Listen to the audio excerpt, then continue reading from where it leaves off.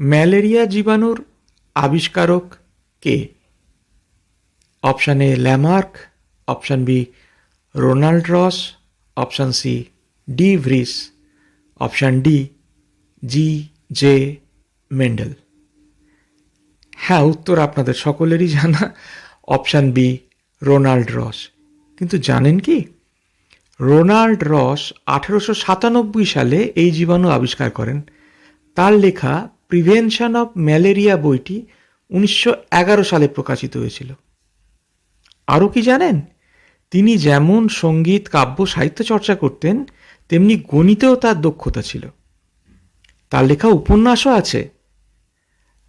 তার উপন্যাসগুলির কয়েকটি হল a child of the ocean এবং স্পিরিট অব দ্য স্টর্ম এবং দ্য রিভেলস অফ অরসেরা।